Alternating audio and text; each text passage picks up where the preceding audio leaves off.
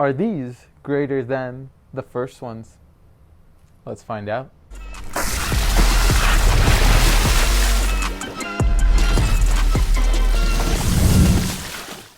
What's up guys, Vinny here with Sneaker Tweaker and welcome back to our channel. Today we have our first impressions review on the Nike G.T Jump 2. Now these shoes, as you figured out already, are the second iteration of the G.T Jump line. These ones are a little bit different from the first one. The first one had a few tech differences. On top of that, the upper was slightly different, but I still think as far as the purpose of the shoe and the G.T Jump line, getting that bounce, getting that just impact protection, it's still gonna be good to go. And I've already put these shoes on for a little bit, tried them out. I haven't really hooped in them, but just put them on in the gym. Just tested a few things out, see how it feels, how it works, just more as the video would suggest, first impressions. As always, let's kick it off with the traction. The Nike G.T Jump 2 has a multi-directional traction pattern. It has some herringbone closer to the edge of the forefoot and then right on the ball of your foot and everything. It's still multi-directional, but I wouldn't say it's quite herringbone. It looks like more of a stitching pattern. Initially, the traction did work pretty well. However, again, that wasn't with full gameplay or anything like that. It was just me running back and forth and trying to get stops. The rubber in itself seems pretty pliable though, so I don't know if this is a shoe I would take outdoors. However,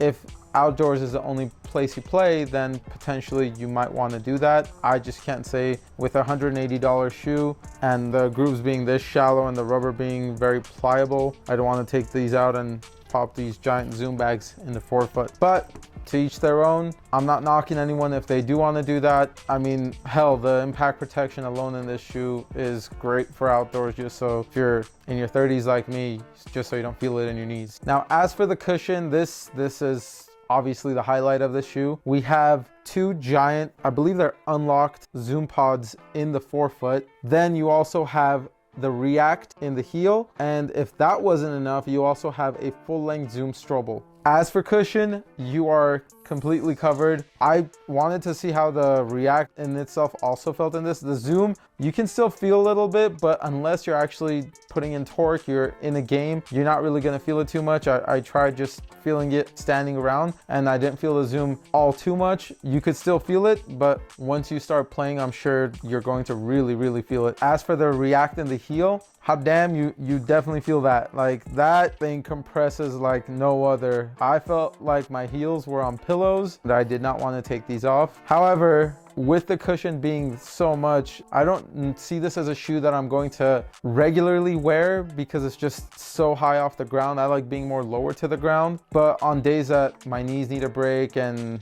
I don't really want to play side to side, if I can stop myself sometimes, then this is potentially a shoe I would wear. I might just keep one pair as a backup for days like that. If you are a bigger guy and you do play in the paint a lot, shoes like these, they're perfect, great for impact protection and everything. But for someone like me who plays more on the perimeter, I wouldn't say this is going to be the best. But again, stay tuned for the performance review in order to find out more. As for the fit, they fit true to size. And honestly, these things for me fit better than the first ones. The first ones were super tight and I had to put a hell of a lot of time just to break that in. With this, I put it on and right away it felt comfortable, it felt nice. The materials they're using is that linen weave material that's also used in the Jordan 37s, 36s. I don't have the 38s yet, but 37s and 36s used linen weave and it was durable, it was lightweight, and it was extremely breathable. So with that, and them using that on this, felt really nice off the bat. I just really didn't get a chance to put a lot of work in and see if my feet were heating up, if this was going to cool it down too much. However, 99% sure it will. You also have some TPU reinforcements going up the forefoot just to help keep the stability there. And that's going to essentially make it so your foot stays on the footbed. It's done more on the medial side. And then on the lateral side,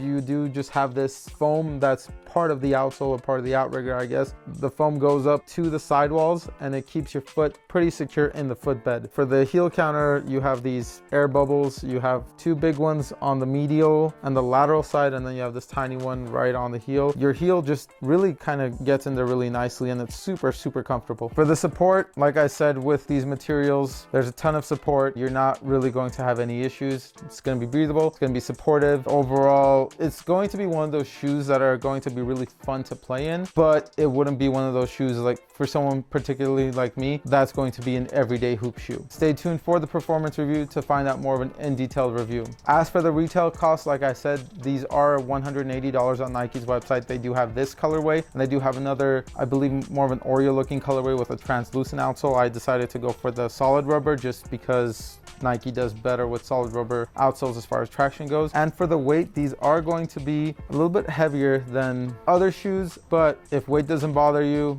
like it doesn't for me, then it's not a big issue at all. For the weight, these do come in at about 15.3 ounces, and that's for a size 9. If you guys have tried the GT Jump 2s and you guys have an opinion on them, please let me know down in the comments below. If there are any other shoes you guys would like us to review, again, please let us know. Send us a DM, comment down below. Thank you guys for tuning in. Thank you for all the support. Thank you for everything you've done. Stay tuned for the performance review. Again, we are trying to grow this channel as much as we possibly can, just so we can not only do what we love to do and focus more time on this, but also so we can reward those of you that have been watching us and that have been supporting us with giveaways of sneakers. It'll take a lot of help from you guys and us just putting out more and more content. So if, like I said, there are any other shoes you guys would like us to review, please comment down below. For more content like this, please like, subscribe, and follow.